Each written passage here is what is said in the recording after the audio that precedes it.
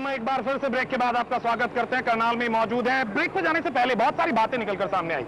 Sewerage समस्या की बात करते हैं कि पानी भर जाता है, यहां पर सुरक्षा नहीं है, उसकी बात करते हैं। 10-10, 15-15 साल से कहते हैं परेशानी है, उनकी तमाम चीजों की बात कर रहे हैं। लेकिन क्या परेशानी सिर्फ कहने भर से खत्म हो जाएगी? क्या ये चंद लोग अगर इकट्ठे होकर सिर्फ अपनी बात कहेंगे? ऐसे नहीं होगी। तो हम बार बार कह रहे हैं अपने उन नेताओं को, खासतौर से करनाल के नेताओं को हम सबसे पहले कहना चाहते हैं कि वो जरूर सुन लें, क्योंकि उन्हें इन्हीं लोगों के पास वोट मांगने आना है। और अगर इनकी समस्याएं नहीं सुलझी तो शायद उनको वोट भी नहीं मिल पाएंगे। तो जो है मौजूदा वो भी सुने और जो चुनाव लड़ना चाहते हैं वो भी सुने। एक बार फिर से चलते हैं, जनता के बीच बहुत सारी बातें कर रहे हैं। यहां पर बिल्कुल युवा चेहरा लग रहे हैं और काफी जोश में भी लग रहे हैं। तो इनसे पूछते हैं, ये जोश सिर्फ बोलने में है, समस्या गिनवाने में है, या आप विकास भी चाहते हैं कुछ? देखिए, मेरा जोश जो है समस्या गिनवाने में भी है और मैं विकास भी चाहता हूँ।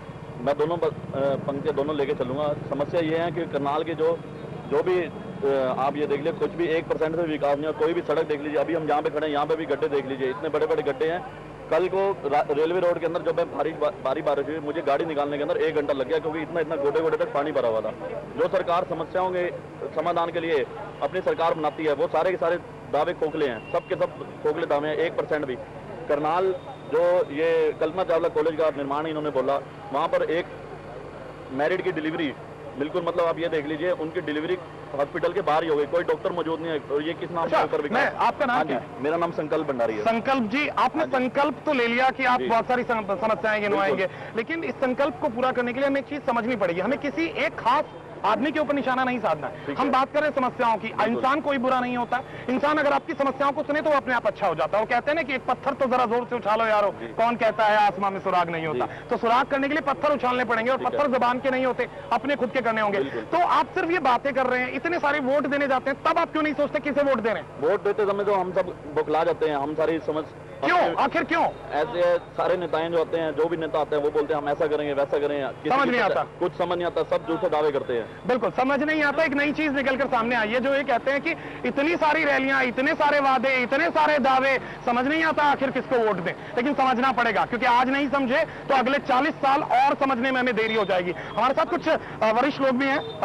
आपका नाम क्या रहता है? कृष्णलाल तनेजा। कृष्णलाल जी, आपकी उम्र से देखकर इस बात का एहसास होता है कि आप करनाल को भी अच्छे से समझते होंगे, करनाल की राजनीति को भी अच्छे से समझते होंगे, और करनाल की समस्याओं को भी। शुरुआत समस्याओं से, आपके हिसाब से बहुत सारी समस्याएं तो लोग बता चुके हैं, लेकिन कुछ खास जो आपको लगता है कि करनाल में वो नहीं बदला तो करनाल नहीं बदलेगा? मेरा समस्या एक करनाल से नहीं, मैं चाहता हूं भी जो हमारे देश की समस्या है वो ऊपर से लेकर नीचे तक चलती है।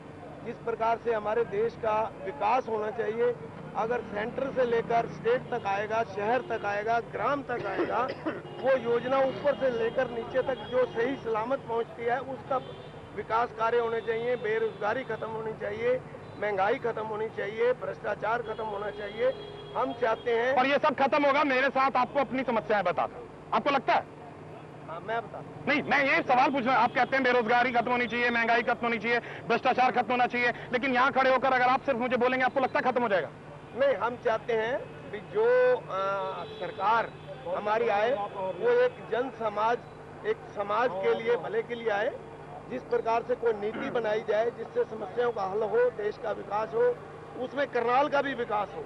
करनाल के अंदर जो हमारी समस्याएं हैं, निजी समस्याएं हैं, जिस प्रकार से बिजली की समस्या है, पानी की समस्या है। बिजली तो 24 घंटे हरियाणा में मिल रही है, हमने सुना। नहीं, बिल्कुल नहीं, ऐसा नहीं है। कम से कम 7-8 घंटे का कट रहता है। ऐसी बात कहने में, बातों में बहुत है, बाकी लाइट मैं बिल्कुल आपके, बिल्कुल महंगाई की तरह बिजली, बहुत सारी चीजें। मैं इस भीड़ से, कुछ लोग, पता होता क्या है, जब हम राजनीति की बात करते हैं, लोग टीवी पे आने के लिए बहुत सारी बातें करते हैं कि हमने ये किया, ये समस्या नहीं हुई, इस समस्या का समाधान नहीं किया गया। और कुछ लोग इस भीड़ से दूर खड़े होकर सिर्फ नजारा देखने में यकीन रखते हैं। वो चाहते तो है विकास हो, लेकिन बदलना नहीं चाहते। तो हम जरा तो उन पीछे वालों के पास चलते हैं, उनसे जानने की कोशिश करते हैं, वो इतनी दूर खड़े हैं। भाई साहब, आप बहुत दूर से देख रहे हैं कि क्या हो रहा है, क्यों हो रहा है, लेकिन आपके अंदर हिम्मत नहीं है कि आप भी बता सके कि करनाल में ऐसा क्यों नहीं हो रहा है। क्या चीज है? क्या परेशानी? आपको भी परेशानी लगती है? सब कुछ बढ़िया, फर्स्ट क्लास। परेशानी है। महिलाएं जो रात को खुल के चल सकती हैं। मतलब महिलाओं को रात को यहाँ पर क्या दिक्कत है? आप जैसे लड़के छेड़ते हैं? हमारे जैसे नहीं, हाँ हमारे जैसे ही लगा लो उनको। जी, हम तो नहीं है, लेकिन हमारे जैसे तो हैं ही वो, कहीं ना कहीं भटके हुए हैं वो। जी, उनके लिए कोई सुरक्षित जगह नहीं मिल रही है। भाई लेडीज जो है रात अच्छा, सुरक्षित आपको लगता है एक नेता जिसे आप चुनते हैं सुरक्षा वो देगा, आप नहीं देंगे? इस समाज को सुरक्षा देने की जरूरत नहीं है। समाज को अगर लेडीज को सुरक्षा देनी है तो उसमें पहले हमें खुद को बदलना होगा अपने आप को। कहीं ना कहीं भ्रष्टाचार उसके जिम्मेवार हम खुद भी हैं। जी, जो यहाँ पे सिटीजन्स हैं वो खुद भी जिम्मेवार है। कहीं ना कहीं लेडीज जा रही है उसको छेड़ रहा है तो दूसरा आदमी बीच में आके इन्वॉल्व नहीं होता। अच्छा, आपकी वोट है? हाँ जी, अच्छा, एक बात बताइए, कैसे नेता को वोट करेंगे?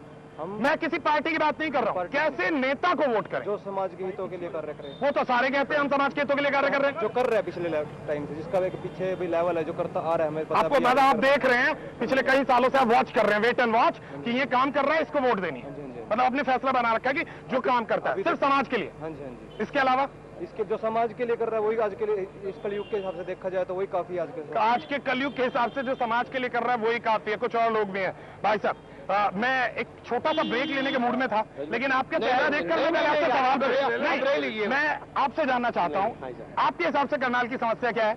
और दूसरा, क्या सिर्फ इतने लोगों ने जो बातें की, क्या इन बातों को कह देने भर से, क्या सिर्फ हम चुनाव से पहले सिर्फ अपनी भड़ास निकाल देते हैं, या हम किसी खास आदमी को सपोर्ट कर देते हैं? क्या हम खुद नहीं बदलना चाहते? क्या उस बदलाव के लिए कुछ जरूरी है? हमें खुद ही बदलना पड़ेगा जी, ये बहुत जरूरी है जी, सिर्फ मांगने से कुछ नहीं मिलता, उसके लिए अपने अधिकारों की लड़ना पड़ेगा। हर तरफ बुराई है, करप्शन का बुरा हाल है।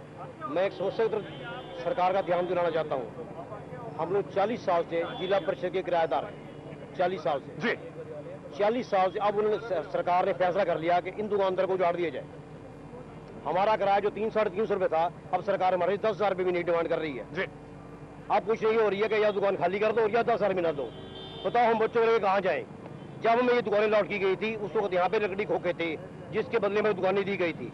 अब सरकार का एक फैसला आ गया कि आपका किराया 12,000 महीना कर दो और इनको उजाड़ दो। इनको ऐसे फैसला सरकार ले रही है। बताओ सरकार के कहाँ भला होगा इसका? मतलब 100 दुकानें हैं। बिल्कुल, 100 दुकानें इस तरह की। जी, कुछ कह रहे हैं? एक बर्निंग प्रॉब्लम बन गई आज करनाल शहर जी, जी, जी। की कि 100 दुकानें जो हैं वो पिछले 48 साल से बैठे हैं दुकानदार। जिस समय कोई दुकानों की कीमत नहीं थी, कुछ नहीं था, उस समय के हिसाब से किराया दिया गया।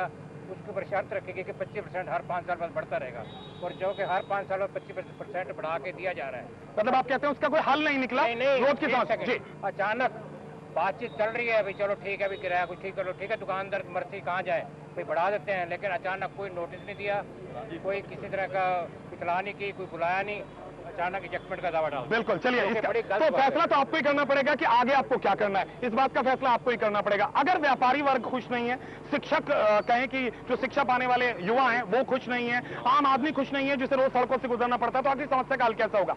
वापस लौटेंगे, फिर से जानेंगे कैसे लोगों को। अभी एक ही आदमी से पूछा है, वो कहता है कि वो जो समाज के हित में काम करे मैं उसे टिकट वोट दूंगा, उसको ही टिकट मिलना चाहिए, पार्टियों को भी उसे टिकट देना चाहिए। छोटा सा ब्रेक ले लेते हैं, ब्रेक के बाद वापस आएंगे, इन लोगों से बात करेंगे, और खासतौर से मैं बार बार याद दिला रहा हूं, हम उन नेताओं से भी बात करने वाले हैं इस इलाके के जो इस बात का फैसला करेंगे कि क्यों आखिर अब तक काम नहीं हुए, और जो चुनाव लड़ने वाले हैं वो जब जनता के बीच आएंगे तो यही मुद्दे मिलने हैं, तो इन्हीं का पहले ही हल निकाल लें, या जान लें कि इस बार जनता आसानी से आप उनकी ड्यूटी पर आएंगे, आपको वोट नहीं देगी। इस बार आपकी पेशानी पर परेशानी खड़ी होने वाली है, क्योंकि जनता बदल रही है। छोटा सा ब्रेक, महासंग्राम में वापस लौटेंगे।